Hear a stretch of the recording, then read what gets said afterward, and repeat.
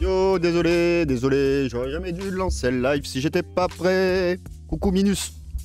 Bah viens, je voulais pas parler de ça du tout, mais vu qu'on parlait d'un truc super intéressant, en plus, en MP, des gens qui suivent la chaîne n'arrêtent pas de m'en parler, donc vas-y, hein, go, moi je suis chaud. Hein. Si t'es chaud, moi je suis chaud. Non, tu peux pas. Bon, c'est pas grave, je parlerai tout seul. Je suis chaud un jour. Ouais, ou alors on s'organise ça, on met ça de côté et on en parle vraiment avec des gens, quoi. Je vous mets en vocal, ça pourrait être sympa en mode discussion. Genre, tu veux dire, si on faisait une émission un peu radio, table ronde, avec plusieurs invités et chroniqueurs, qu'on débattait d'un sujet ensemble, ce serait une super idée. Puis, par exemple, sur des sujets autour de le monde de la figurine et du jeu. Puis, je sais pas, on pourrait peut-être faire une libre antenne où les gens qui sont dans le chat puissent venir en vocal pour discuter avec nous s'ils sont sur le Discord Dr. D. Ouais, effectivement, ça pourrait être une bonne idée, là. Faudrait y penser.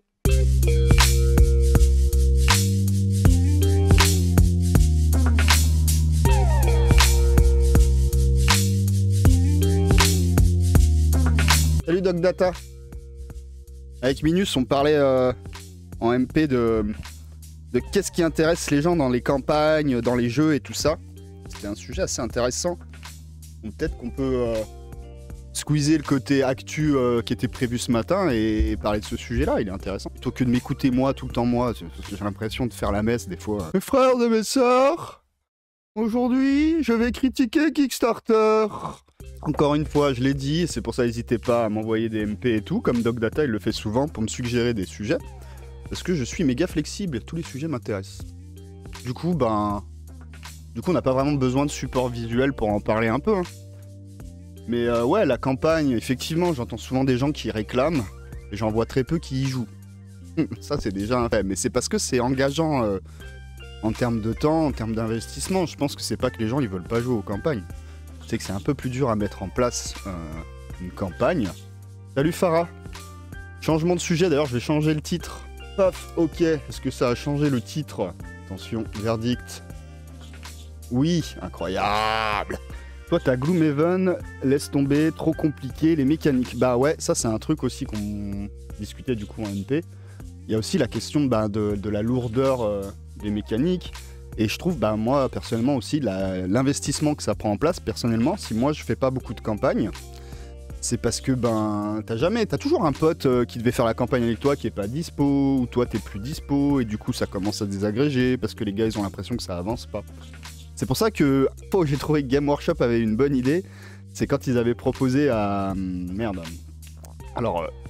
on parle que Gloomhaven c'est compliqué, peut-être qu'il faut faire simple mais pas trop simple non plus. Warcry c'est peut-être trop simple, mais justement à Warcry ils avaient proposé un système où finalement c'est pas grave si tu joues pas avec les mêmes potes, tu t'avances de manière individuelle dans ta campagne. Et ça je trouvais ça pas con, parce que du coup en termes d'investissement, de temps, de groupe de joueurs et tout ça, ça résout quand même pas mal de problèmes de beaucoup d'entre nous. Je trouve que c'est une bonne idée. Et puis par exemple tu regardes un jeu qui n'est pas un jeu à campagne mais Blood Bowl.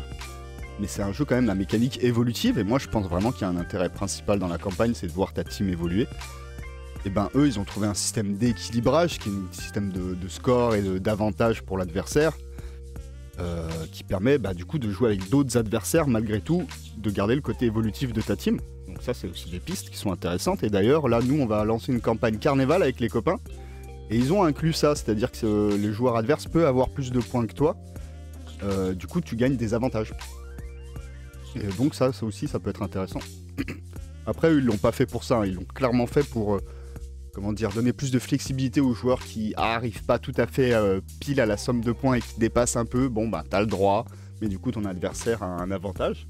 Mais ça pourrait être retravaillé de manière à se dire, c'est une forme d'équilibrage pour une campagne. Et moi, je trouve que l'idée, vraiment de faire une campagne qui peut être jouée séparément de ton groupe de joueurs, c'est très malin. C'est très malin, et ça doit pouvoir se travailler et faire quelque chose d'intéressant. Ça enlève cet aspect-là, et puis voilà quoi, je sais pas, c'est vrai qu'il y a la question, qu'est-ce qui est intéressant dans la campagne? Est-ce que c'est vraiment le côté narratif, dans le sens les scénarios bien écrits, il y a une vraie histoire et tout ça?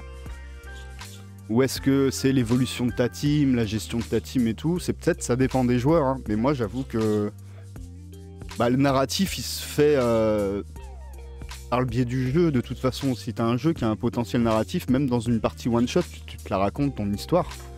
Du coup, la campagne, qu'est-ce qu'elle apporte? Elle apporte du lien entre ces histoires. Et le lien entre ces histoires, c'est quoi? Bah, c'est l'évolution de ta team, c'est comment tu gères tes équipes, c'est les déboires qui leur arrivent, ton joueur qui est blessé et qui pourra pas jouer à la prochaine partie, ton gars qui est devenu plus fort. Et donc, pour moi, c'est ces mécaniques-là, en fait, qui sont intéressantes dans les campagnes. C'est le fait d'avoir une continuité du gameplay qui se poursuit au-delà des parties. Et donc, finalement, bah, moi, perso, j'étais joueur Necromunda. Ce qui me faisait le plus marrer que les parties Necromunda elles-mêmes, c'est l'interpartie. C'est savoir si mon gars il est blessé ou s'il va s'en sortir, c'est racheter du matos, s'engager un petit jeune, essayer de libérer mon pote qui s'est fait prisonnier par la team adverse. Finalement, pour moi, le vrai apport d'une campagne, c'est pas son histoire, c'est ses mécaniques d'interpartie.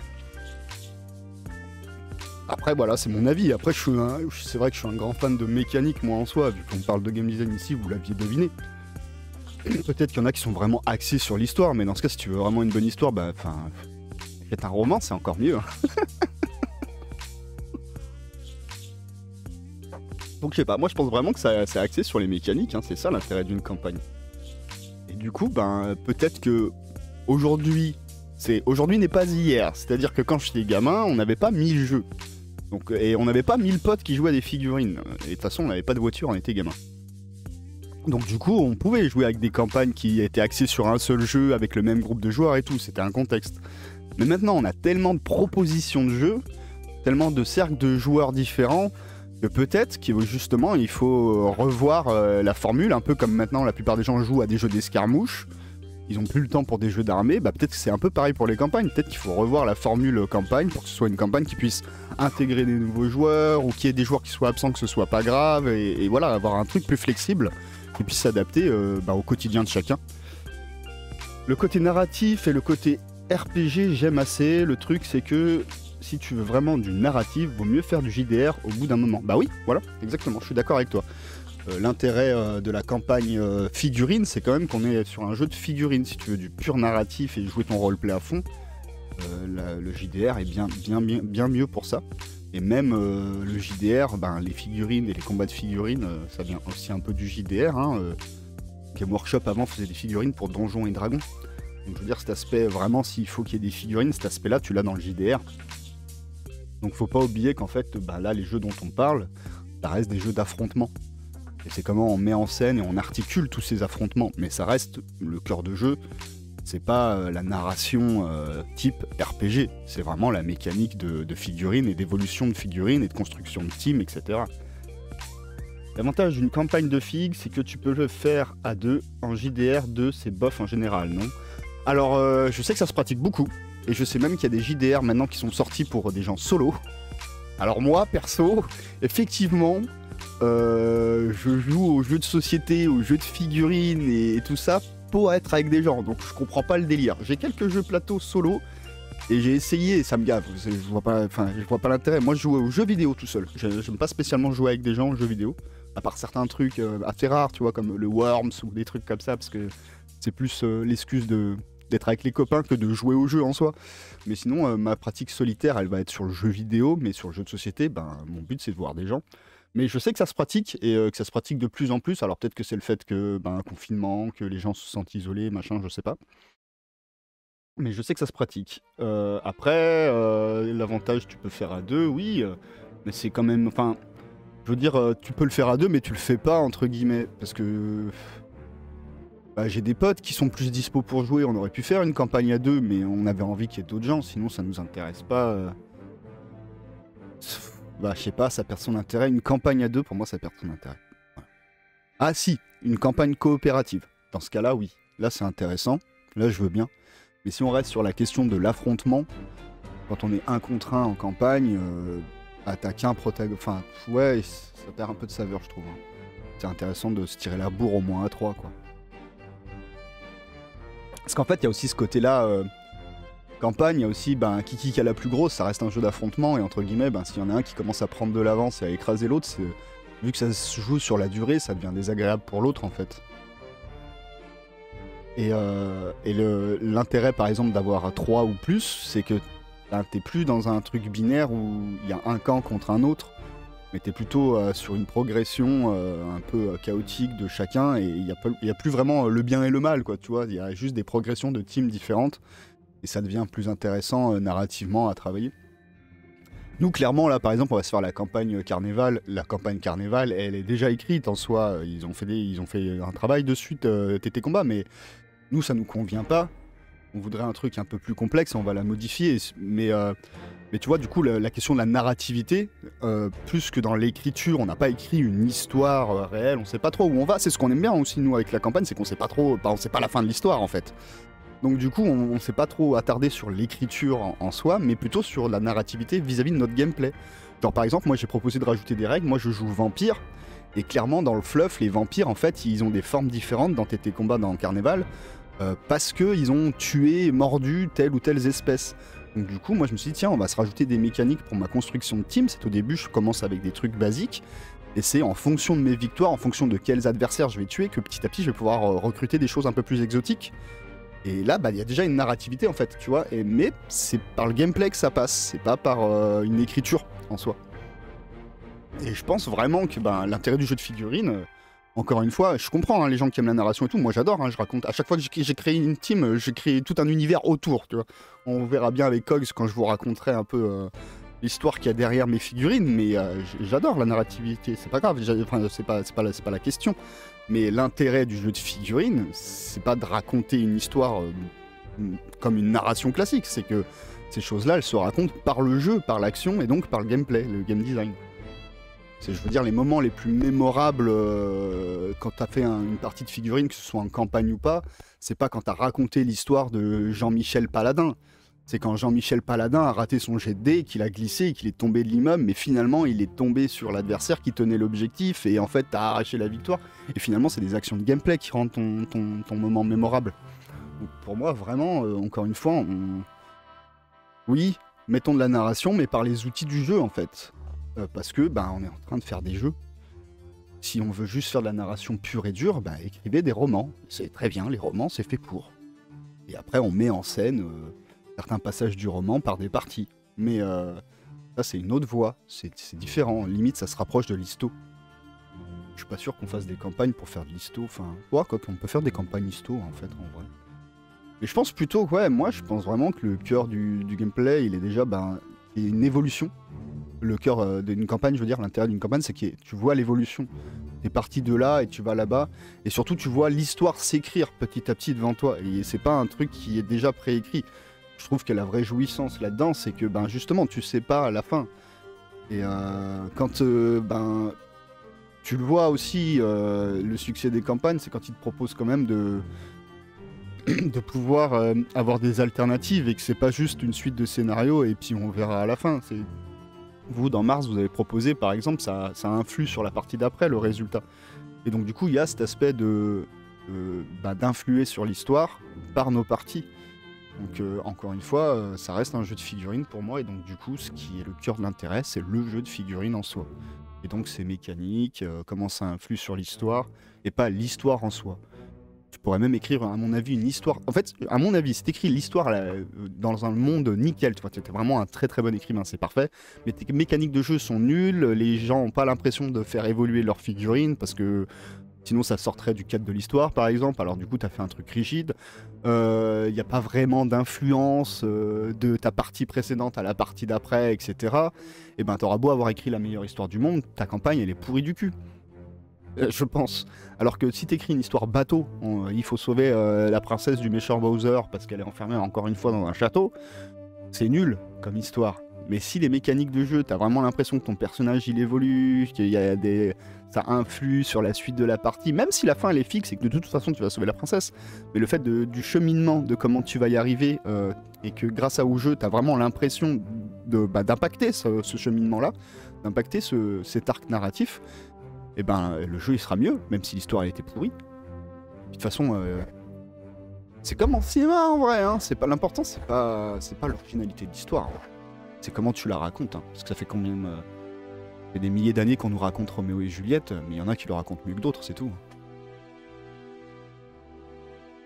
Tous ceux qui sont fans d'Avatar, ça reste un Pocahontas. Ça veut pas dire que c'est pas bien. Et niveau narration, ça casse pas trois pattes à un canard en vrai. C'est juste que c'est la manière de raconter qui a plu à ces gens. Enfin voilà. Donc moi je pense que la campagne, y a pas besoin d'être romancier, il faut avant tout être game designer, parce que bah, c'est avant tout un jeu. C'est pas un roman, c'est pas un film. C'est un jeu. Et donc le jeu, comme le roman, comme le film, comme la bande dessinée, comme le jeu de cartes, comme le jeu de rôle, a ses propres outils. Et si tu n'utilises pas ces outils-là pour déployer ta narration, et ben c'est ça qui fait que ce sera de qualité ou pas en fait. C'est pour ça que je pense que même une campagne entre guillemets générique, c'est-à-dire qu'il n'y a pas vraiment d'histoire, mais plutôt des mécaniques de campagne qui gèrent l'évolution de tes teams, le rapport des équipes aux autres et tout ça, et comment ça progresse et ça influe sur les autres parties, peu importe l'histoire que tu mets dedans. Si ça c'est bien travaillé, ça fera toujours une meilleure campagne qu'une campagne basique bas du front en termes de game design, mais qui a une super histoire. Bah, je sais pas, qu'est-ce que vous en pensez, mais moi c'est mon avis sur la question. Débat. D'ailleurs les gars, Farah, Dogdata, n'importe qui, hein. C'est pas encore lancé la radio libre, mais s'il y en a qui veulent passer en vocal, moi je suis ok. Hein.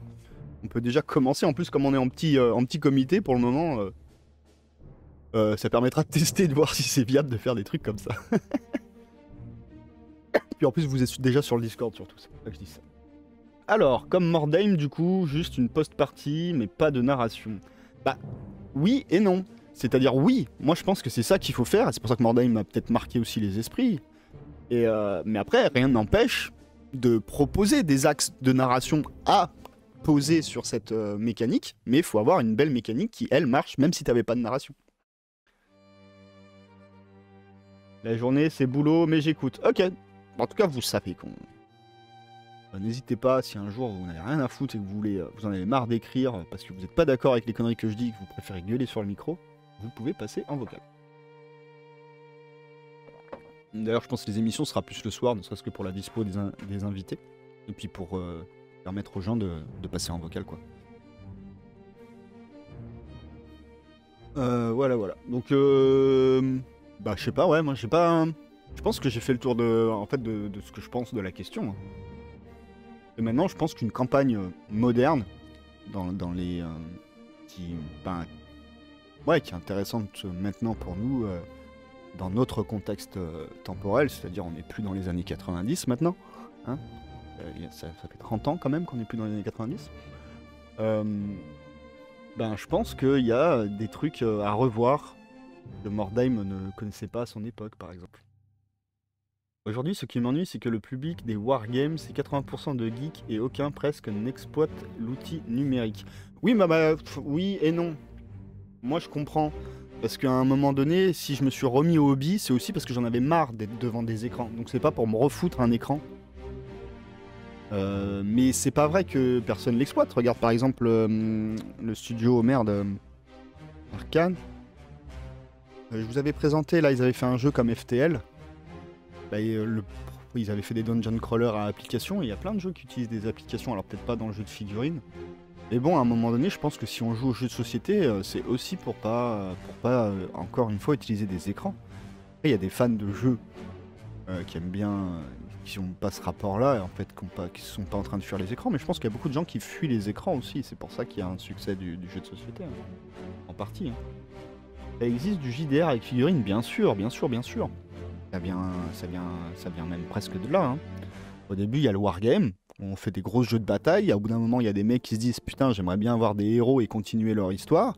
Puis petit à petit il y a des mecs qui se disent tiens j'ai envie de jouer juste mes héros, hop après t'as le JDR papier, t'as plus de figurines, puis d'un coup tu joues au JDR figurines, puis tu dis tiens bah j'aimerais bien que quand j'affronte les gars ce soit un peu plus tactique, petit à petit tu remets des figurines et paf c'est... Petit à petit t'abandonnes le côté JDR et tu gardes que les figurines et voilà t'as nos jeux de figurines modernes en vrai, c'est ça. Hein. Surtout sur le côté escarmouche. Hein. Moi je pense que les jeux d'escarmouche, ça vient vraiment de cette pratique du combat JDR sur petit contingent. Hein. Et moi je me rappelle de ma version de Donjons et Dragons, t'as clairement des règles pour jouer des figurines, des cases pour imprimer si tu veux faire tes tables et tout. Hein. Donc le JDR, ouais, carrément ça utilise les figurines. Historiquement, depuis très longtemps. Bah, d'ailleurs la première scène d'introduction de E.T., qu'ils ont repris un peu pour... merde, comment ça s'appelle, Stranger Things. Ils jouent au JDR, mais avec des figurines. Même avis que le doc. Merci. Je bosse sur l'ordi toute la journée et je me remets pour jouer. Ça m'intéresse pas. Bah ouais, moi je comprends. Un compte, une appli, et tu as suivi la campagne de tout le monde sans forcément être côte à côte. Ah oui, à part tu veux dire en outil de suivi et non pas en outil de jeu. Bah en outil de suivi et pas en outil de jeu, oui, effectivement. Effectivement, ça peut être intéressant et il y a peut-être quelque chose à développer de ce côté-là, c'est sûr. Après, ça peut être pris aussi comme une annexe, on n'est pas obligé, qu'on serait pas obligé d'utiliser systématiquement, parce que si à la rigueur ton groupe de joueurs, vous êtes à côté, vous n'avez pas besoin de cet outil informatique. Mais c'est vrai que ça peut être intéressant de développer des outils informatiques sur le côté pour justement les suivis des campagnes et tout, et même à plus grande échelle pour permettre à toute une communauté finalement d'influer sur un arc narratif, comme par exemple le fait a voulu le faire Game Workshop avec La Fin des Temps, le fait comment il s'appelle ce jeu qui vient de sortir là, Conquest, les joueurs votent et tout pour influer sur l'histoire. Et donc ça pourrait être une commune entière qui décide de se créer un outil pour faire ça en dehors du créateur du jeu lui-même. Ça peut être intéressant. Sans forcément être dessus H24, à la fin de la partie, tu saisis, partie blessée. Ouais, c'est ça, ouais. Ouais, bah du coup, ouais, c'est plutôt un outil de tenue de campagne plus qu'un outil de jeu. Et oui, moi je trouve que ça pourrait être un outil intéressant, effectivement. Ben, les applis, ça demande des compétences, donc tous les petits jeux n'ont pas les moyens de développer ça, c'est vrai. Mais après, il y a plein de petits développeurs qui ont rien à foutre de leur journée parce qu'ils n'arrivent pas à se développer dans le monde du jeu, vu que c'est surbombé de personnes. Donc peut-être qu'il y a des ponts et des rapprochements à se faire. Des scènes, ça marche avec une appli, ouais, c'est le cas. T'as aussi le Seigneur des Anneaux, il me semble. Et le gros, en général, les applis, c'est pas ouf non plus. Mais ça peut être bien, hein. Mais vraiment, si tu... Là, vu les exemples cités par Farah, c'est vraiment du suivi de campagne, et en vrai, c'est un tableur Excel, mais plus. C'est pas très dur, je pense, de faire quelque chose d'efficace. Sans que ce soit forcément complexe pour un codeur. Enfin, moi, mes potes codeurs que je connais, je pense que tu leur proposes ce genre de truc, ils disent oui, ça va, tranquille. Surtout que quand ils trouvent du boulot, c'est généralement pour faire le même genre d'appli, mais pour les banques et des trucs comme ça, donc je pense qu'ils seraient même contents de le faire gratuit, ce genre de truc. C'est à voir, moi je pense qu'il y a des ponts à se faire. Hein. Entre les gens ici de ce milieu-là et... Parce que des petits indés et des petits gars qui trouvent pas de boulot aussi dans le développement, il y en a plein. Hein. J'en connais pas mal. Après, ils sont toujours over-occupés quand même, hein, parce qu'ils essayent de gagner leur croûte. Mais des fois, d'avoir un petit projet annexe qui change. Après, en vrai, le plus important, bah, une fois que tu as la fonctionnalité, c'est aussi un peu l'enrobage. Parce que c'est sûr que si un tableau... En vrai, tout ce que vous proposez là, un tableur Excel, ça suffit. C'est juste que ouvrir un tableur Excel, ben, ça coupe un peu la chiche, quoi. Pas ouf, un tableur Excel. Hein. Esthétiquement, je parle. Mais après, en termes d'outils, pour mettre les blessures, les machins et tout, ça suffit. Hein. En vrai, il y a toutes les fonctions qu'il faut déjà sur un tableur Excel pour même déterminer aléatoirement qu'est-ce qui va y arriver et tout ça. Tu mets ça sur un Google Doc, tout le monde y a accès, tout le monde peut y modifier. Donc, en vrai, les outils, ils existent déjà pour faire ce genre de choses. C'est juste qu'ils sont pas très sexy. Bah, un petit enrobage un peu mieux, quoi. Mais bon, moi, je maintiens... Pour moi, le plus important dans une campagne, c'est l'interpartie. Bah, je prends l'exemple de Briska, qui je pense a un des systèmes de campagne les plus ouf. C'est l'interpartie qui est super fun aussi, hein, parce que les parties, ça reste des parties en vrai. Bon, après, ils ont déjà des scénarios qui sont déjà super narratifs en soi, c'est vrai. Mais l'interpartie, le fait que tes gars ils tombent malades, que tu dois naviguer et que ça compte en plus en termes de journée et de ressources sur la carte d'Anthropia, tout ça, toute cette partie interpartie, elle est géniale. Et dans Necromunda, c'est pareil, tout ce côté libérer les potes, acheter du matos, les gars qui sont blessés, c'est génial. J'aime vraiment pas ce mélange jeu de plateau et appli. Le jeu de plateau n'en a pas besoin de ça, il y a papier et crayon pour le suivi. Ben, je pense que ça peut en fait, mais moi effectivement j'ai plutôt tendance à pas vouloir d'écran parce que ben, j'en ai assez comme ça. Mais je pense qu'il y a la place pour ce type de jeu en fait. C'est juste pas obligatoire, mais ça peut être intéressant. Ça dépend, moi franchement, faut qu'il y en ait pour tout le monde. Le dungeon crawler et tout, il y en a, ça leur casse les couilles d'aller suivre, de chercher la page dans le bouquin, de prendre 3 plombes, de perdre 3 plombes à la mise en place et tout, alors qu'une appli, ça leur simplifie tout et ils ont surkiffé. Bah tant mieux qu'ils jouent avec une appli en fait. L'important c'est qu'on s'amuse. Après, si toi t'en ressens pas le besoin, effectivement. Et c'est pas parce qu'une appli est possible qu'il faut systématiquement que le jeu mette une appli, parce que bah justement, des gens comme toi qui veulent pas d'appli, bah faut qu'ils aient aussi leur cam et qu'ils se fassent plaisir quoi. Mais oui, je pense qu'on peut très bien se démerder sans appli. Sur Keyforge, il y avait un suivi des victoires de deck avec un malus pour le deck qui gagne trop souvent. Ouais, c'est intéressant. Mais c'est intéressant. Moi, je pense que le côté numérique appli, c'est plus intéressant. Ça peut être intéressant dans un jeu. Les jeux qui ont des applis dans leur jeu ont tout à fait leur place. Selon moi, je suis pas hostile. C'est juste que je suis moins client, moi, personnellement. J'en ai quelques-uns que j'ai même pas voulu ouvrir parce que ça me fait chier. Mais après... je pense que je les sortirais plutôt avec des joueurs qui ne sont non-joueurs, parce que ça allège quand même vachement les mécaniques et plein de choses. Ça enlève un poids pour celui qui gère le truc, donc voilà, j'ai quand même ce genre de jeu. Mais je pense que vraiment là où c'est intéressant, mais en vrai les outils existent déjà, c'est juste qu'ils sont pas vraiment sexy c'est pour le suivi communautaire finalement. C'est quand on commence à faire quelque chose à un peu plus de 3. Parce que c'est vrai qu'à 3 on peut se démerder avec un calepin.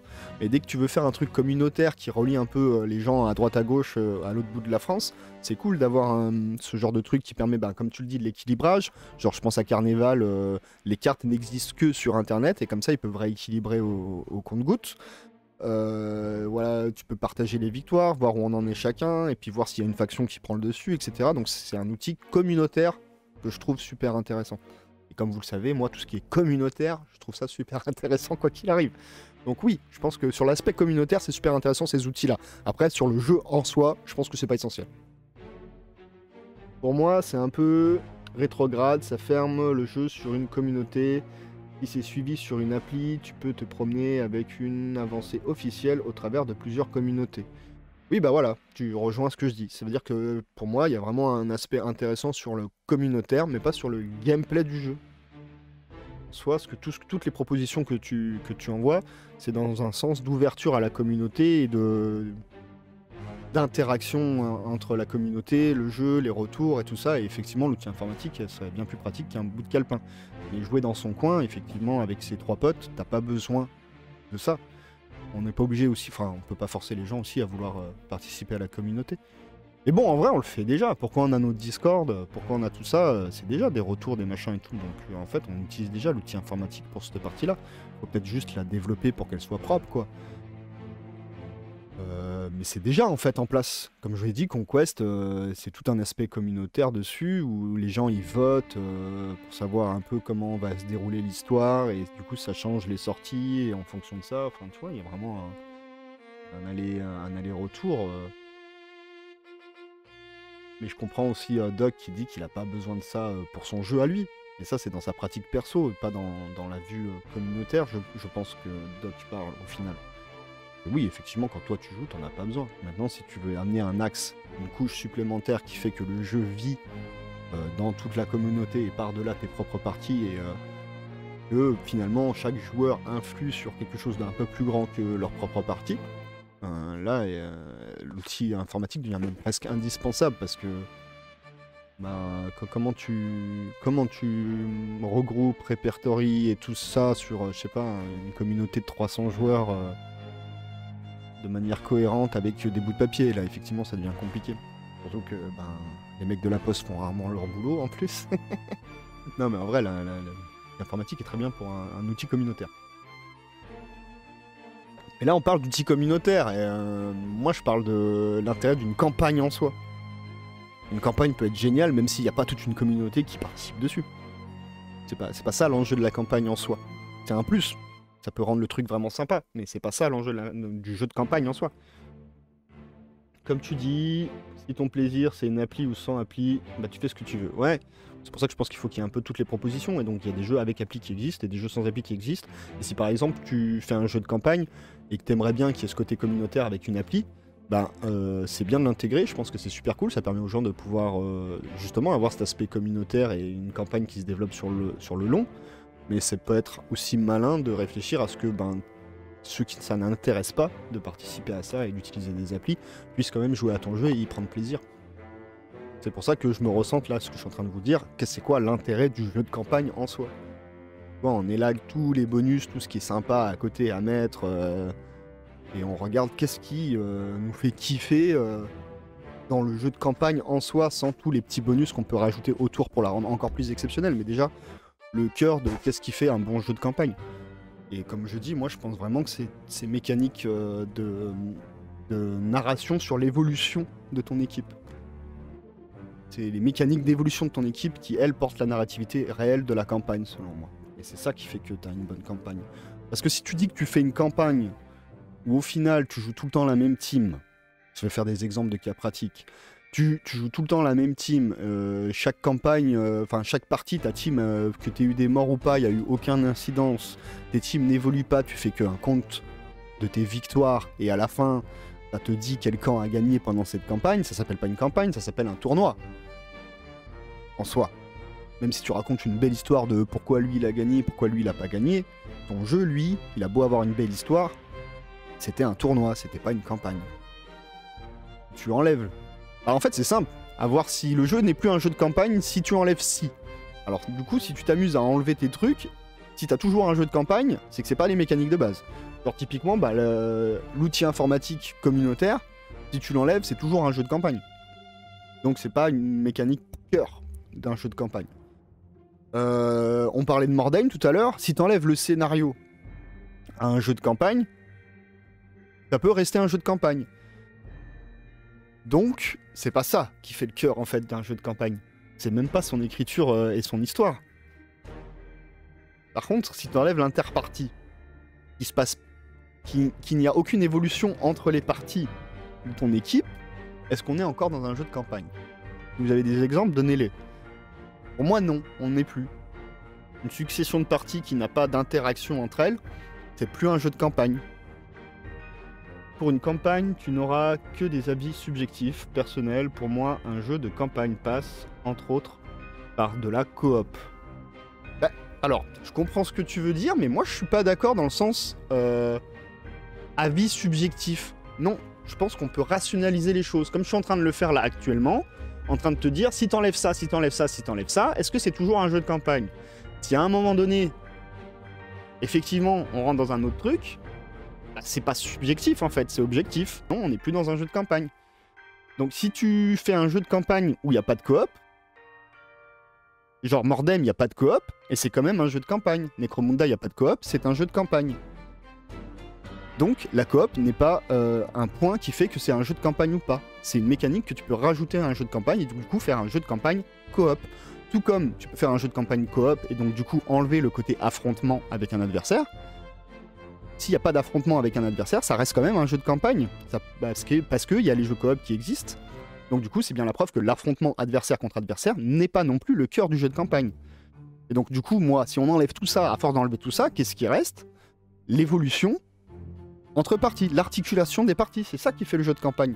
Que tu sois en coop, que tu sois en affrontement, que tu utilises une appli, que tu n'utilises pas une appli, que ton contingent il change ou pas, que tu aies beaucoup d'armées ou pas beaucoup d'armées. Ce qui fait que c'est un jeu de campagne, c'est l'articulation entre les parties, donc les mécaniques d'interpartie. Donc pour moi, c'est ça qui est important dans un jeu de campagne. Et les mécaniques d'interpartie. Et après, tu peux aimer un jeu qui est un mauvais jeu de campagne parce que ses mécaniques d'interpartie sont mauvaises, mais tu peux l'aimer parce que c'est un très bon jeu d'affrontement ou c'est un très bon jeu coop.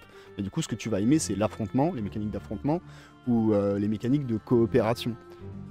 Mais du coup, c'est pas la campagne en soi que tu vas aimer. Et là, comme on se pose la question du jeu de campagne, l'idée c'est de réfléchir à qu'est-ce qui nous plaît dans le jeu de campagne en soi. Est-ce que je suis clair en fait sur mes intentions? Donc du coup, je pense que c'est vraiment pas subjectif, hein. C'est clairement objectif, c'est l'ingénierie. Hein. Les gars, le game design, c'est pas très subjectif. Après, de dire qu'il y a des trucs qui te plaisent ou pas, ah oui, je suis d'accord, c'est subjectif. Genre, moi, ça me plaît pas d'utiliser une appli. Ça, c'est subjectif. Par contre, de dire, je peux, même si ça me plaît pas, me dire, ok, cette appli, elle est bien faite, elle apporte au jeu, ou cette appli est mal faite, elle apporte pas au jeu. Dans tous les cas, qu'elle apporte ou qu'elle apporte pas au jeu, j'aimerais pas l'utilisation de l'appli parce que mon problème, ça va être l'utilisation de l'écran. Et ça n'a rien à voir avec la qualité de ce qu'elle apporte au gameplay. Donc le côté subjectif, c'est je joue pas aux jeux de société pour avoir des écrans.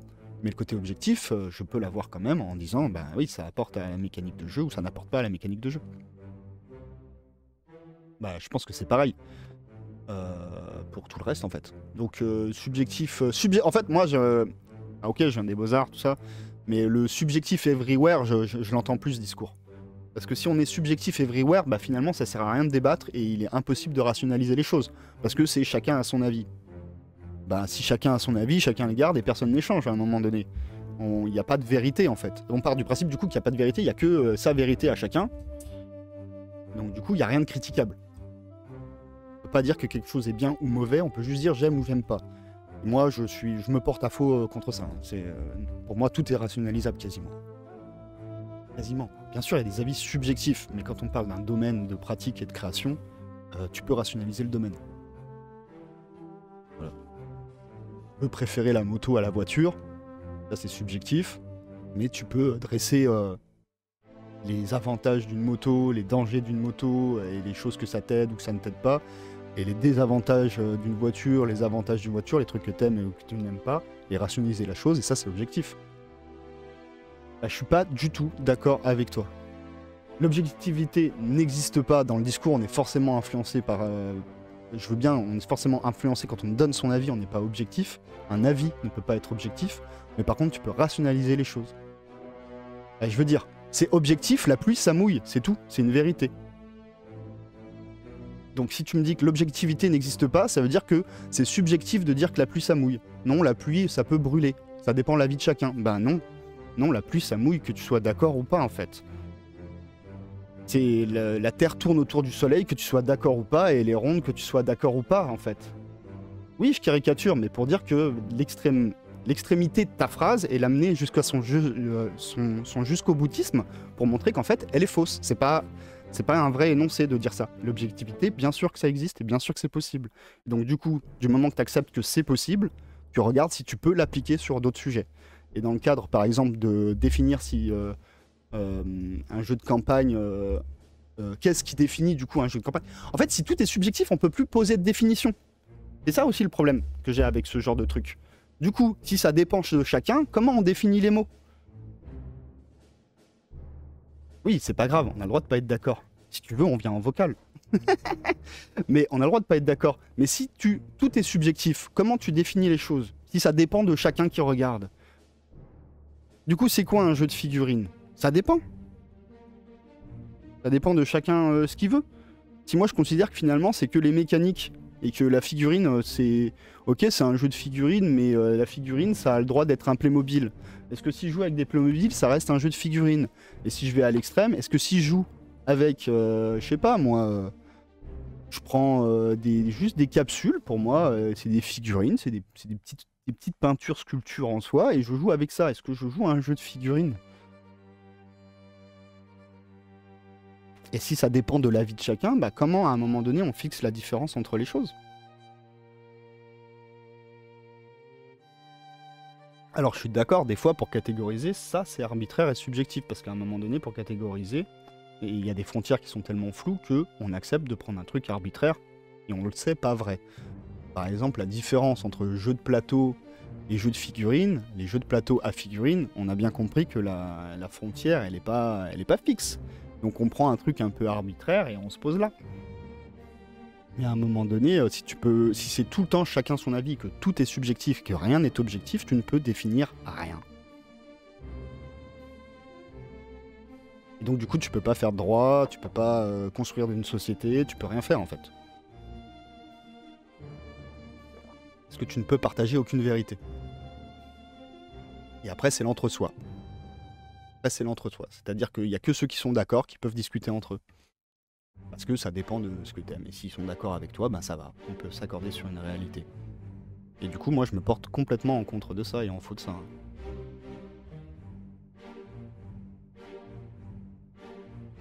Bah voilà. On a très éloigné de la campagne. Hein. Mais c'est important, parce que ça permet aussi de définir ça. Et du coup, toi, tu dis c'est du coop. Tiens, on va regarder. Sans objectivité, je vais te montrer si on peut être objectif ou pas. Donc, selon toi, un jeu de campagne est un jeu en coop. Donc, pour toi, Mordheim, c'est pas un jeu de campagne. Necromunda, c'est pas un jeu de campagne.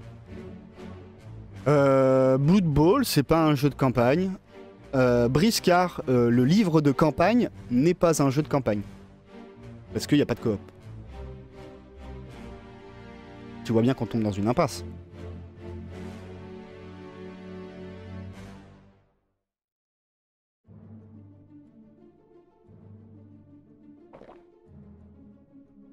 Et moi, ma réflexion, elle est pas plutôt... Moi, je construis pas ma réflexion sur qu'est-ce que j'aime et qui fait que je pense que c'est un jeu de campagne. Entre autres, la coop. Donc du coup, c'est pas sa définition. Un jeu de campagne peut être coop. Et pardon, oui, j'avais mal lu. Mais tu vois qu'on peut tomber sur une définition. C'est pas juste subjectif. Et du coup, moi, ma démarche, elle est pas de dire je pense que c'est que. C'est plutôt on voit, tu prends un groupe qui a été défini même pas par toi. C'est-à-dire que c'est pas moi qui ai décidé que Mordheim était un jeu de campagne ou que Briscard était un jeu de campagne. Je prends des trucs qui n'ont pas été définis par moi et que j'ai accepté, enfin qui sont acceptés par le commun que c'est des jeux de campagne. Et j'enlève les trucs jusqu'à ce qu'il ne reste que ce qui les maintient entre eux, ce qui fait la ressemblance entre eux et qui fait que du coup, ça me permet de définir c'est quoi un jeu de campagne.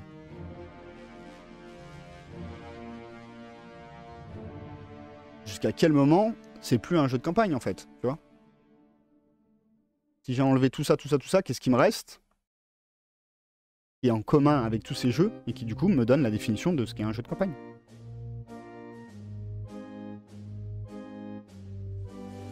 Et du coup, ben, moi je vous dis, hein, pour moi c'est toutes les mécaniques d'interpartie. S'il n'y en a pas...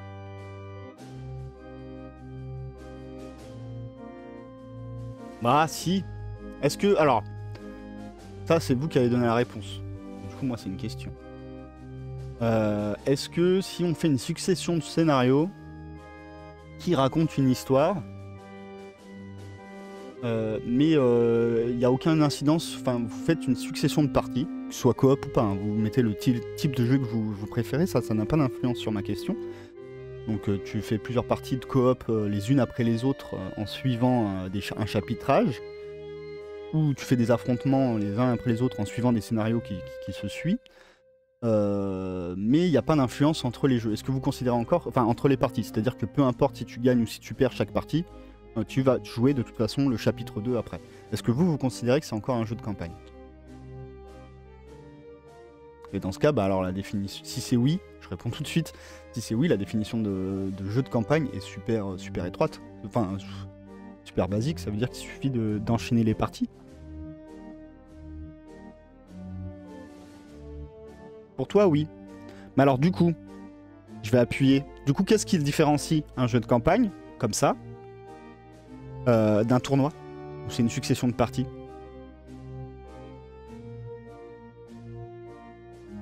Le fait qu'on ait rajouté l'idée de score?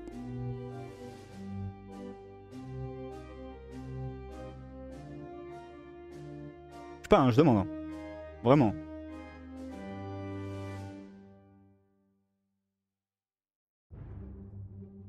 Et bon, en tant que game designer, si mon travail c'est juste de te mettre des scénarios les uns après les autres, je vous autorise à m'appeler feignant. S'il n'y a rien de plus que juste mettre des scénarios les uns après les autres, vous pouviez le faire vous-même. En campagne, tu as un lien entre les parties. Narratif ou XP. Oui, donc du coup, c'est pas le fait d'accumuler les parties les unes après les autres. C'est le lien.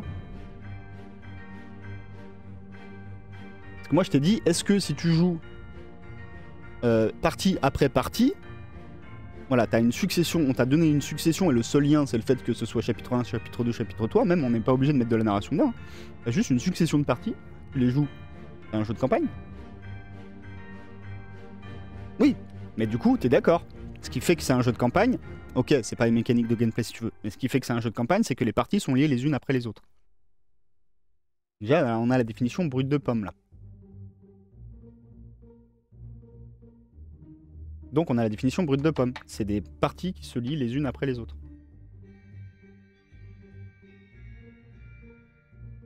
Mais alors du coup, Du coup, oui, moi je suis ok. Parce que même par exemple le système Warcry où t'es pas obligé de jouer avec les autres, t'as un lien qui t'est propre. Même un Blood Bowl. Pour moi, Blood Bowl c'est un jeu de campagne par exemple, typiquement. Et le lien qui est entre les parties, bah c'est toi, c'est l'évolution de ton équipe.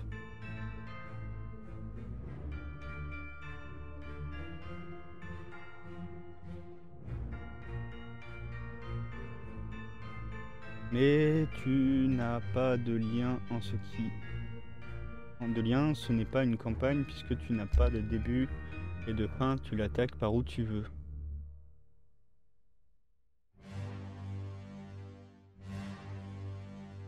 Comment ça? T'as un début, c'est du moment que tu t'y mets. T'as une fin, c'est du moment que tu t'arrêtes.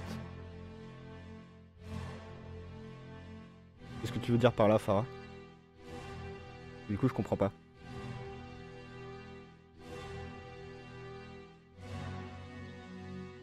Je vais en profiter pour regarder si ça frise pas et tout, vu qu'on avait eu des problèmes la dernière fois. Ah, c'est cool. La qualité du stream a l'air de bien marcher. On est bien. Bah, une campagne, tu pars d'un point A et tu finis à un point B. Ben oui, mais le point A, c'est ton début. Et le point B, c'est quand t'arrêtes en vrai. Parce que, bah, comme je te dis, moi, par exemple, Necromunda, c'est un jeu qui se joue en campagne. Mais t'es pas obligé de faire une succession de scénarios qui avait été écrite dans une histoire. Tu peux juste dire, on enchaîne les scénarios, on voit ce qui se passe. Et du coup, c'est une narration qui est auto-générée par les parties. Du coup, ton point A, c'est quand tu commences à jouer. Et ton point B, il est pas défini. Et pourtant, ça reste une campagne. Tu vois ce que je veux dire?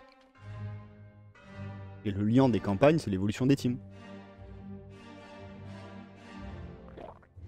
Et si, le lien entre les parties, c'est l'évolution de tes teams, justement. Comment les gangs prennent le dessus sur les autres. Dans ce cas pratique.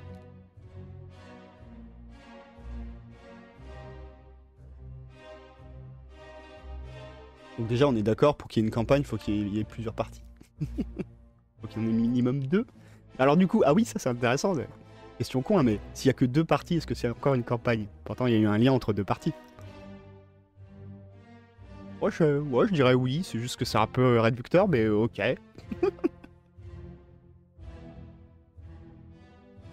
Ah bah non, justement. Moi, je réponds pas à la... Si des parties n'ont pas de lien entre elles, ça peut pas être une campagne, du coup. Et là, de ce qu'on a dit, on définit que ce qui fait vraiment une campagne, c'est le fait que les parties soient liées entre elles, que ce soit, comme a dit Minus, d'une manière narrative, d'une manière, moi comme j'arrête pas de l'appuyer parce que c'est ce que je préfère en tout cas, d'une manière de gameplay, mais ça peut être, en fait ça peut être pas, enfin ça peut être les deux, ça peut être un mix, il y a différentes façons de le faire, mais est-ce qu'il n'y a pas que ces deux choses-là, la narration ou l'évolution de la team en vrai? Je vois pas qu'est-ce qu'il pourrait y avoir d'autre qui lie les parties. On est d'accord, sans lien entre les parties, pas de campagne. Ouais. La définition la plus restrictive qu'on a réussi à donner à la campagne, c'est que c'est une succession de parties qui ont un lien entre elles, qu'elles soient narratives ou mécaniques. Il faut qu'il y ait un lien qui fait que ça fait un ensemble. Une campagne sur carte, par exemple. Ah, tu veux dire que ça se déplace, même si t'as pas écrit d'histoire, même s'il n'y a pas d'évolution de campagne? Ouais, mais est-ce que c'est pas en soi une mécanique, le fait de faire des cartes? Moi, ça me fait penser par exemple au roguelite, ce que tu me dis. Donc du coup, est-ce que ça rentre pas dans la case mécanique, je veux dire? Ou une campagne à embranchement. Et là, ça rentrerait dans la case mécanique aussi, en vrai. Les embranchements, c'est une mécanique de narration. Certes, c'est de la narration, mais ça reste une mécanique. C'est pour ça que moi, je pense qu'une bonne campagne, c'est quelqu'un qui sait bien faire les mécaniques. Mais en fait, tout simplement, parce que je vais vous dire pourquoi, je pense que c'est les mécaniques qui sont plus importantes que la narration en soi. C'est tout simplement parce que je pense que tout média excelle dans son domaine quand il a compris les outils qui lui sont propres. Et donc dans le jeu, les outils qui lui sont propres, c'est les mécaniques de game design. Dans le cinéma, ça va être le plan, ça va être le rythme, ça va être, tu vois, la musique, ça va être le rythme, les cassures, tout ça. Et la BD, ça va être la page, la mise en scène et tout. Donc je pense que oui, effectivement, tu peux écrire une campagne en te focalisant sur la narration et en mettant un gameplay assez bas de plafond. Ça marche, mais tu n'excelleras que quand tu arriveras à faire cette narration par les outils qui sont propres à ton média, c'est-à-dire les mécaniques de jeu. C'est une mécanique, pas une évolution de team. Ouais, mais ça reste dans la case mécanique, je veux dire. Oui, c'est large, on est d'accord. Et puis même la question de narration, hein, il y a plein de façons de la faire, mais je veux dire, il n'y a que deux liens possibles qui peuvent eux-mêmes former un troisième en étant ensemble. C'est la narration pure, donc l'histoire qui t'est racontée, et les mécaniques qui permettent de lier les parties. Donc du coup, on voit qu'on n'est pas obligé d'avoir les deux en même temps. On a des exemples qui n'utilisaient que l'un ou que l'autre, mais je vois pas de troisième voie, à part l'utilisation des deux en même temps. Toutes les mécaniques, bah non. Si, par exemple, tu joues un scénario qui s'appelle chapitre 1, qui te raconte une histoire, et peu importe la fin, tu joues le scénario après, qui en fait raconte la suite de ce qui se passait avant. Tu peux écrire de manière à ce que peu importe comment ça est fini, de toute façon tu vas jouer celui d'après. Et donc du coup là il y aurait qu'un lien narratif. Donc je veux dire, pour moi c'est pas intéressant, je suis ok. Mais par contre c'est possible et ça reste une campagne parce que les trucs sont liés par la narration du truc, quoi, qui est écrite sans toi. C'est juste que bah, c'est super triste parce que peu importe l'implication du joueur, l'histoire ne changera pas. Et je pense que bah, du coup, c'est aussi pour ça que je voulais qu'on définisse qu'est-ce qu'une campagne, parce que du coup, parce que l'idée de base c'était plutôt de définir qu'est-ce qui nous plaît dans une campagne et qu'est-ce qui fera une bonne campagne. Donc du coup, on voit que effectivement, on n'est pas obligé de jouer sur les mécaniques qui lient les campagnes, mais si on enlève toutes les mécaniques et qu'on laisse que la narration de campagne, est-ce que ça donne une campagne très très intéressante? Ne vaudrait pas mieux écrire un roman? Et peu importe la fin, le lien narratif n'existe pas. Bah si, il existe par le déroulé de l'histoire qu'on te raconte.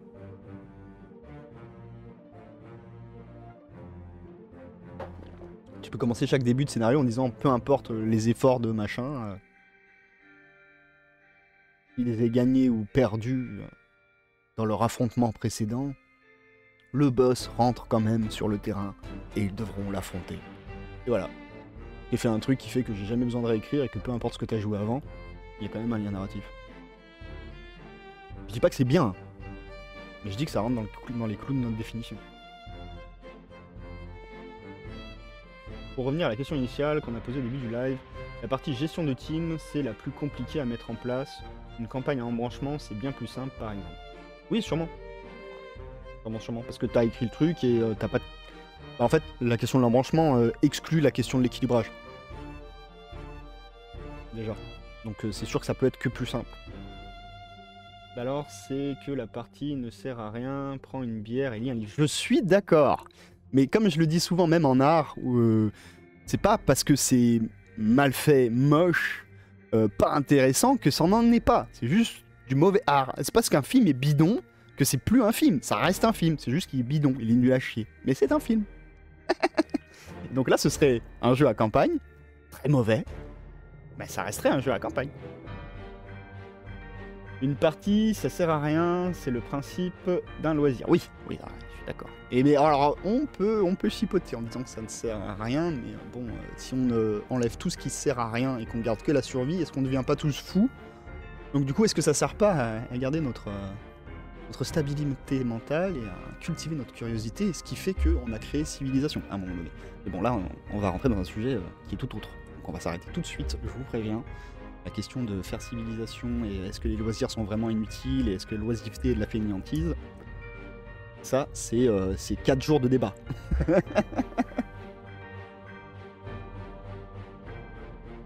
Si ça sert à flatter mon ego quand je gagne. Bah oui, stabilité mentale, du coup. On joue aux petits soldats, alors la stabilité mentale... Bah oui, mais justement, catharsis. Vaut mieux jouer aux petits soldats avec nos figurines qu'à un moment donné péter un boulard et aller prendre une mitraillette, là, et ta-ta-ta-ta-ta. Non? Non mais bon, ça c'est voilà une autre question. Mais tu vois... donc du coup, on a défini ce qu'était une campagne, mais du coup, en faisant ça, on voit assez vite qui fait une mauvaise campagne aux yeux d'à peu près tout le monde en vrai. Et donc du coup, faut qu'il y ait implication, faut qu'en fait, je pense vraiment le cœur du truc où on va tous se rejoindre, même Dog Data qui est plus coop, ceux qui vont être plus affrontement, ceux qui vont être plus mécanique, ceux qui vont aimer voir la narration se développer. Je pense que vraiment le cœur qui fait que waouh, cette campagne était super, c'est que t'as vraiment eu l'impression C'est ta campagne que t'as influé dessus. Que cette campagne-là, tu la rejoues, ce sera pas la même parce que t'as vraiment un impact. Ton jeu a vraiment eu un impact sur cette campagne et cette histoire. Et t'as écrit l'histoire en fait avec.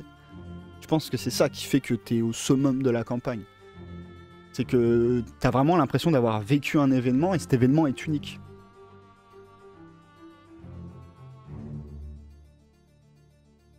Donc je pense que c'est cet aspect-là que déjà que doit viser un game designer en premier lieu. Tu vois, ça doit être son chemin de fer. Et comment je fais vivre un instant unique en fait à mon joueur en fait. Voilà. Je pense que tu as la même question par exemple sur, et c'est pour ça qu'on aime autant le jeu de rôle, tu as vraiment l'impression d'avoir vécu un événement en fait. Il est propre à cette partie-là et qui n'existera plus jamais et que tu en vivras d'autres. Et je pense que ça, c'est déjà ça qui fait le goût de jeu. Oh, Birdberry! Bon, j'ai quand même dû me taper 2 pubs pour venir ici. Je tenais à le dire. Bah, je suis désolé, hein, mais tu comprends, Jeff, il a besoin d'argent.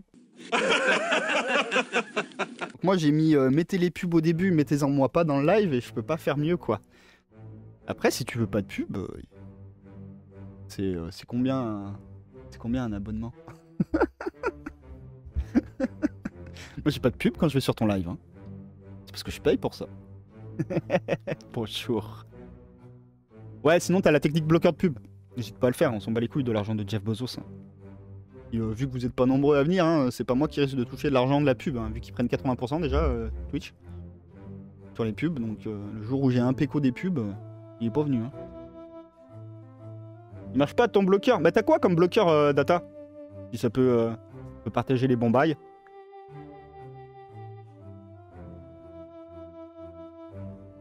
Ça peut intéresser certains. Moi, j'accepte de me bouffer les pubs. Ça me fait chier, mais j'accepte parce que effectivement, je sais qu'il faut quand même financer ces plateformes. Et que, par exemple, bah, typiquement, faut le savoir, mais Twitch est déficitaire. En termes d'argent, il fait perdre de l'argent à Jeff. Et Jeff n'aime pas perdre de l'argent. Mais ça, c'est aussi un peu à cause de leur politique. C'est que c'est des plateformes qui ont décidé de faire du gratuit pour attirer un max de public d'un coup. Et que maintenant, ils sont là face à leur bousin qui leur coûte cher. Parce que ça coûte très cher la bande passante, ça coûte très cher de stocker les données et tout ça. Et qu'ils disent, bon, bah maintenant, ouais, t'as le traditionnel adblock. Twitch adblock. Ah, ça s'appelle Twitch adblock. Bah peut-être que c'est celui-là qu'il faut en particulier. Ouais. Et donc du coup, maintenant ils sont là, face à leurs frais et en train de perdre de l'argent, et ils se disent, bon, bah maintenant, comment je fais pour leur soutirer du pognon? Et c'est là que maintenant, on se bouffe des changements de politique, avec des pubs à n'en plus finir et tout ça. Mais bon, moi je conçois qu'il faut quand même financer les choses. À un moment donné, le gratuit c'est super, mais il y a quand même des gens qui travaillent derrière. Il y a quand même des frais, il y a quand même un tas de choses. Donc voilà. Mais c'est vrai que des fois ils abusent. Genre le pire je trouve sur Twitch, c'est pire que YouTube, c'est quand tu regardes les rediffs. Donc du coup il te met des pubs même dans le live. C'est bon quoi, elles sont trop longues, ça suffit. Après, ils commencent à proposer d'autres trucs, genre des petites pubs qui vont sur les côtés, des machins. C'est un peu intrusif, mais c'est quand même moins relou, je trouve. Faudrait qu'ils trouvent d'autres alternatives. Mais voilà, si on veut du gratuit, aujourd'hui, actuellement, les seules manières que les gens ont trouvé de financer ces choses-là, c'est la pub. Et si c'est gratuit, c'est que c'est toi le produit. Je sais plus qui c'est qui disait ça, mais c'est bien drôle. T'as une bannière en pub. Bah voilà, c'est encore une façon intrusive de mettre des pubs à droite à gauche. Et je trouve que c'est limite c'est moins chiant parce que voilà, bon elle est là, t'as qu'à pas y faire attention. Ouais, je sais pas pour vous, mais moi personnellement, j'ai jamais acheté un truc à cause d'une pub. Donc je me rends pas compte à quel point ils gagnent de l'argent grâce à ça, les gens, et pourquoi ils acceptent de payer aussi cher pour avoir des pubs. Mais moi clairement ça ne fonctionne pas sur moi. J'ai jamais acheté un truc à cause d'une pub. Hein. En tout cas, récemment. Je sais pas, avant, j'ai pas la mémoire qui va jusque-là, mais récemment, les pubs que j'ai vues, ça m'a jamais provoqué quelque chose d'achat derrière. Hein. Bah en fait, je pense que c'est pour prendre l'espace des concurrents, la pub. Oui, mais alors si c'est pour payer l'espace des concurrents, la pub, mais qu'au final tu vends pas plus, et c'est un espace que eux, de toute façon, s'ils l'avaient eu, ils n'auraient pas vendu, que t'aurais pas mieux fait de garder ton pognon. Non, après, c'est pour comprends, la pub c'est important, la com c'est important. Genre, faut que les gens savent que t'existes. Voilà. Après, peut-être que moi, dans mon cas, les gens qui sont prêts à payer leur pub, je suis peut-être un cas particulier où je suis pas client des sociétés qui payent les pubs. Effectivement, je suis un gros consommateur de petites choses indé et tout ça, et c'est pas des gens qui payent des espaces pubs. Donc c'est peut-être aussi mon profil client qui est pas un profil client à pub, tout simplement, et peut-être qu'il y a beaucoup de profils clients qui sont des profils clients à pub. Hein. Oui, exactement. C'est un des plus gros trucs économiques, donc c'est que ça fonctionne. Ça a été, c'est qu'ils ont vu que ça fonctionnait, c'est obligé. Maintenant, ouais, je pense que c'est juste une question que moi je suis pas un profil client. Et du coup, ça m'intéresse de demander aux gens, ouais, si vous vous rappelez d'un jour d'avoir acheté un truc à cause d'une pub, quoi. Après, c'est sûr, ça permet de connaître la marque. Même si t'achètes pas le produit, tu sais que cette marque existe, et donc du coup, la première marque qui va te venir à l'esprit, bah, c'est celle que t'as vue dans les pubs et les machins. Alors que si tu l'as jamais vue, bah, tu risques pas d'acheter chez eux parce que tu sais pas qu'ils existent. Le but de la pub, ce n'est pas de vendre le produit tout de suite, c'est surtout lorsque tu voudras acheter ce produit, tu choisiras cette marque. Ouais, voilà, parce que tu as une connaissance de cette marque, un rapprochement vis-à-vis de cette marque, et donc du coup, tu iras plus facilement vers elle. Ouais, je pense tout à fait. Ça doit être les mécaniques psychologiques qui se mettent en place. Alors en vrai, ouais, je me suis fait avoir sur un site de dropshipping à la con. Ah bah bravo. Bravo. C'est pareil, c'est comme le coût des machines à café à 1 euro, mais n'envoyez pas de message. Ah, les dropshipping en plus, ouais. C'est une pratique plus que douteuse, dirons-nous. Après, c'est un bon moyen pour des petits gars comme nous, qui n'ont pas forcément les financements, de quand même réussir à monter un truc qui fait un peu d'argent. Mais est-ce que ça justifie pour autant cette pratique? Je suis pas sûr. En plus, pour des chouchous pour les cheveux, alors que tu peux en acheter n'importe où en bas. Non mais t'es sérieux? Tu sors dans la rue, tu vas dans n'importe quel supérette ou je sais pas quoi, t'en as des chouchous pour les cheveux. Enfin bref. On a tous des achats qu'on regrette. Hein. Moi le premier. Il y a beaucoup trop de jeux là-haut. Le pire c'est Nespresso. Ils ont vraiment des machines à 1 euro. Ah ouais? Incroyable. Oui, mais ils étaient très jolis ceux-là. Oh oui. Il faut toujours une excuse de pourquoi on les a achetés. La boîte elle est jolie, hein. Mais voilà. Bon après c'est bien, hein. Quand on se fait avoir, on se fait plus avoir. C'est comme ça. Si t'apprends pas par la sagesse, t'apprends par la douleur. Faut que ça se passe aussi. Hein. Moi genre, normalement on devait parler des IKS au début, on n'en parlera pas, on refera une fois. Mais d'ailleurs, je le dis, j'en profite parce que c'est un mot qui m'a été glissé par DocData et j'aime bien l'idée. C'est que du coup notre rendez-vous morning papoting là, je propose que moi je fasse ça en mode en fait, on va pas faire doublon des chaînes qui font déjà l'actu de la figurine et du jeu de société. Genre Fred fait ça très bien. Si vous connaissez pas la chaîne du culte du 2, allez voir si vous voulez être plus figurine. Il y a qui moi j'aime bien le Kick Parade du Troll Savant. Ça c'est plus pour jeux de société si vous aimez les Kickstarter tout ça. Ils font très bien de l'information. On va pas refaire ça. Mais l'idée ce serait peut-être d'aller se balader un peu sur les actus, sur les Kickstarter, sur les jeux, sur les nouveautés, sur les sorties, mais aussi sur des artistes et des choses comme ça. Mais plutôt que de faire un panorama complet de l'actu ludique, alors que vous l'avez déjà très bien chez d'autres gens, mais de s'attarder un peu plus, justement, comme la dernière fois, on avait parlé de Ulum, et j'avais émis des réserves, et vous voyez, Ulum ont retiré leur Kickstarter, parce que ça va être l'échec. Ils auraient pas réussi à le financer finalement. Donc tu vois, ça aurait été intéressant peut-être de développer un peu plus, parce qu'en plus, il s'avère que oui, il y avait un problème, ça n'a pas pris. Donc c'était intéressant de pointer et de réfléchir à quels étaient les problèmes là-dessus. Et tu vois, donc du coup, au lieu de parler de tout, de parler de quelques trucs, mais d'en parler un peu plus profondément, de donner un avis un peu plus profond dessus, et aussi de vous permettre à vous, comme certains le font souvent d'ailleurs quand ils passent, de partager ce que vous avez découvert de nouveau et tout, et puis pareil, on s'arrête dessus, on en discute. Voilà, ça pourrait être sympa, tous les mardis matins, on fait ça plutôt, et on axe le mardi matin sur ça. Du coup, Morning Arena, c'est mort. Non, c'est juste que Arena, c'est plutôt en fonction de là où on en est qu'on a besoin de faire des lives. C'est pas un truc que je peux vous dire, on fait toutes les semaines. Donc, je me suis dit, Morning Arena, ce sera plutôt un autre matin de la semaine quand il y a quelque chose à dire, tu vois. Quand il y a quelque chose à faire. Parce que le mardi, c'est vraiment le pilier en mode, il y aura toujours les émissions. Alors qu'on le voit bien, pour le moment, à Arena, ça dépend où on en est dans les phases. Des fois, bah, il y a juste rien à dire, en fait. Donc du coup, on va pas se dire, ah bah on en parle quand même, alors qu'on n'a rien à dire. Donc je préfère, bah, du coup, à chaque fois qu'on a évolué sur Arena, et qu'il y a de quoi faire un live, bah, on se le dit, je le dis en amont. De toute façon, je vais essayer vraiment de vous refaire les programmes comme j'avais commencé à faire. Et je vous dis en amont, bah voilà, là, il y aura une matinée dédiée sur Arena, parce qu'on a évolué sur ça, on évolue sur ça, où il y a une nouvelle team, on va essayer ça. Et du coup, on fera des lives dédiés à Arena. Et ceux-là, ils n'ont pas de date précise sur le calendrier de l'année. Ils sont en fonction de l'évolution du jeu, du coup. Je pense que c'est mieux. Comme ça, on peut même leur dédier des instants en fonction de leurs besoins. Si on doit faire un live plus long, s'il y a des gens qui veulent participer, mais que ce serait un soir, peut-être choisir un soir où tout le monde peut venir. Bah, par exemple, si on peut tester des parties et que je peux faire venir des potes, ben, c'est peut-être con de se dire c'est systématiquement le matin qu'on fait Arena si mes potes sont pas disponibles le matin, le mardi matin à Arena, mais qui sont disponibles le mercredi matin, tu vois. Donc du coup, au lieu de se dire on a une date fixe pour Arena, Arena on le pose quand on en a besoin. Et du coup, moi, mes lives fixes du mardi, qui me permettent voilà, de faire que la chaîne existe et vive, parce que si tu arrêtes de faire des vidéos, tu arrêtes d'exister, hein, c'est voilà, c'est tout simple. Bah là, on se fixe, voilà, petit truc actu. Bah, on pourra parler quand même d'Arena le mardi matin quand même, hein, parce que bah, quand Arena a de l'actu, on peut en parler. Hein. Mais voilà, là, ce sera un point fixe, un point d'ancrage fixe, alors qu'Arena, on fera en fonction de.